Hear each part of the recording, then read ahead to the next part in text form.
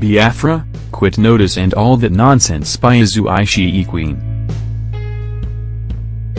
For nearly 2 weeks now the entire news space has been filled with what the leadership editorial correctly described as the valorization of secessionist hubris. The purveyors, sponsors and foot soldiers must immediately stop this nonsense. In apparent reaction to the irresponsible and unrestrained comments of the leader of the indigenous people of Biafra, IPOB, Mr. Nnamdi Kanu, some clowns, under the umbrella of the so-called coalition of Arewa youths, held 2 press conferences last week in Kaduna, during which they gave Igbos a ridiculous ultimatum to leave all parts of the north by October 1 and also for all northerners in the southeast to return to the north.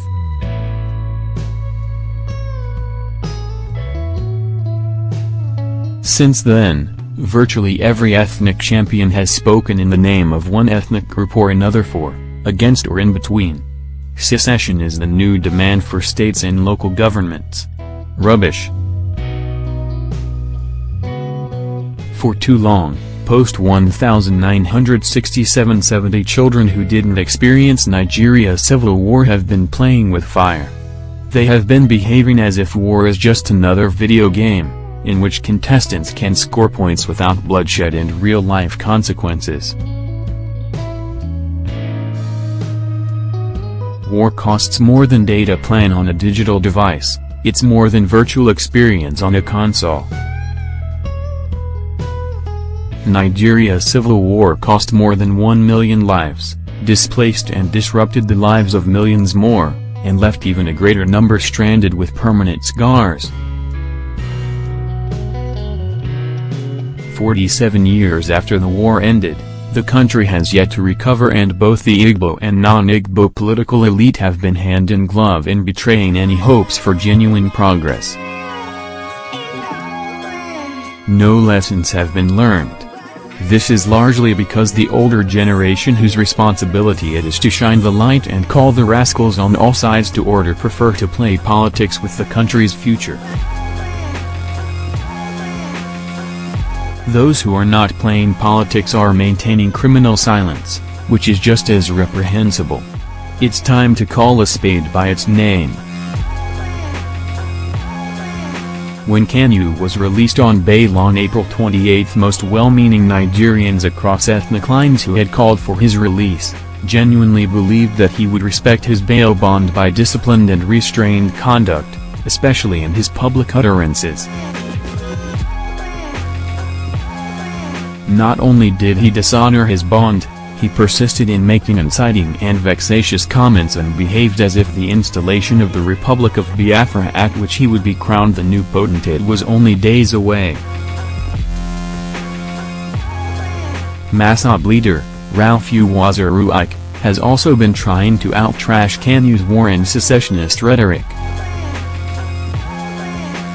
On May 29, IPOB, Masob organized and led the shutdown of many parts of the southeast, with mobs subjecting those who wanted to continue their normal lives to violent attacks. Strangely, the police and the entire security apparatus looked on. Strangely, too, the governors of the entire southeast and their political leaders, including Senator Ishiekwene, who posted Kanu's bail bond, turned a blind eye. Are we a serious people? Kanu's conduct and utterances since his release on bail are deplorable, but no less deplorable are the so-called Arewa youths and their Kaduna declaration.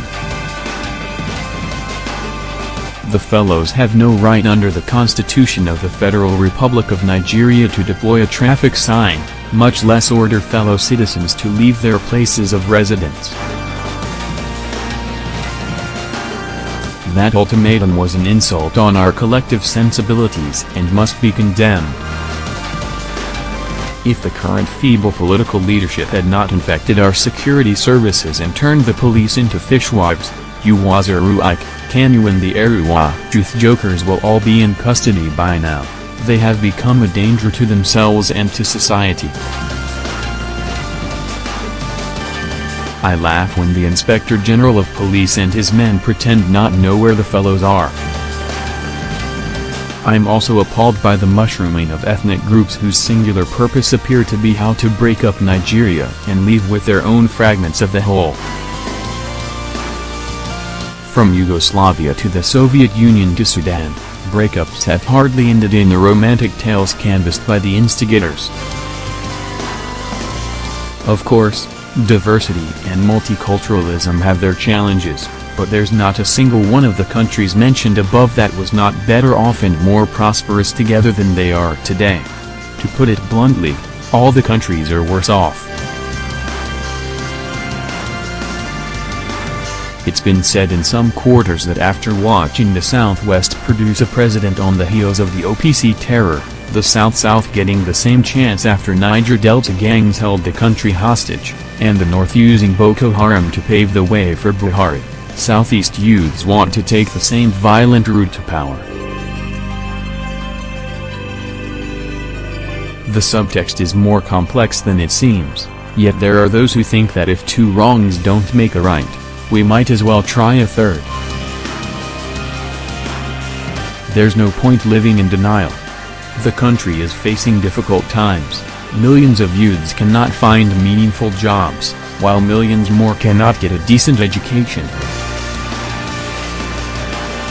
The few who get it cannot get a fair chance to compete, while infrastructure is breaking at the seams. Families across the length and breadth of this land are eking out a living with increasing difficulty, while the government grapples with a telling recession. It's tough. The harsh times appear to have made Nigerians more vulnerable to exploitation by ethnic and religious chauvinists and bigots. Yet, in spite of the odds, there is strength in Nigeria's diversity and promise in its vibrant market of 180 million people. The conflict resolution mechanism is flawed, and because of the lack of transparency at the center, the states are getting away with murder. Should there be more devolution of powers and responsibilities to the states? Yes. But you only need to inspect the havoc in many of the states to understand that until citizens themselves begin to hold governments at all levels to account, 180 million countries out of Nigeria will produce the same result.